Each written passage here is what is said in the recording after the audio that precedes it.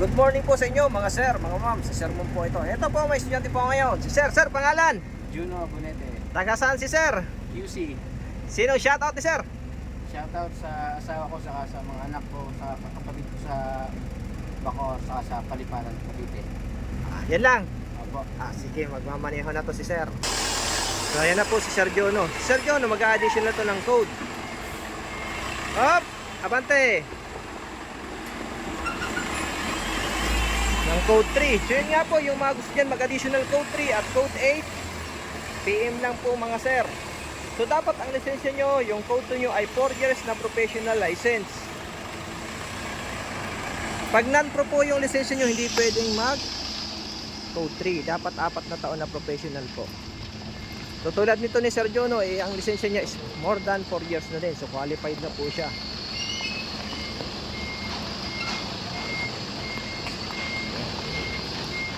So ito si Sir Jono, taga Bicol din to. Karo man na Oragon. So shout out sa mga taga Bicol dyan. Lalo na sa Libmanan, Camarines Sur, sa Barangay Rungos. Yan, shout out sa Indugabos.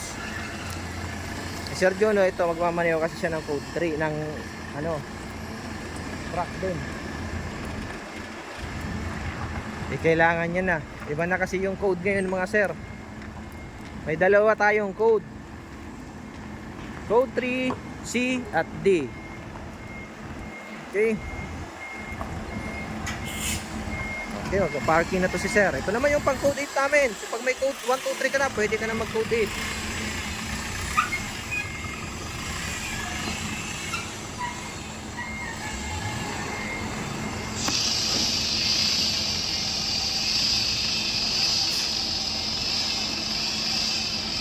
Yan, okay din si Sir Jono.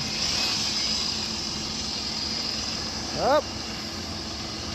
Abante, dito naman, parallel parking.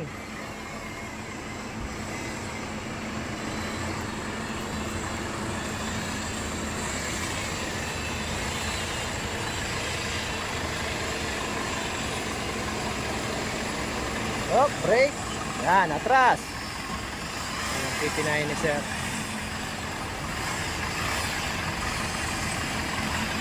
So shoutout dyan sa aking mga estudyante at followers na patuloy na sumusuporta sa aking page. Pa-share po ng aking mga video at pa-follow ng aking page sa Facebook, TikTok at YouTube. Yan. Search nyo na po yung PDC by Sermon. Yan na po yung sa akin.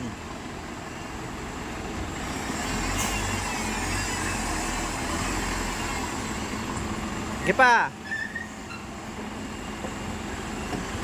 Kante. Up. Ayos. Okay, straight. Okay na. Yan, sir. Okay, sir.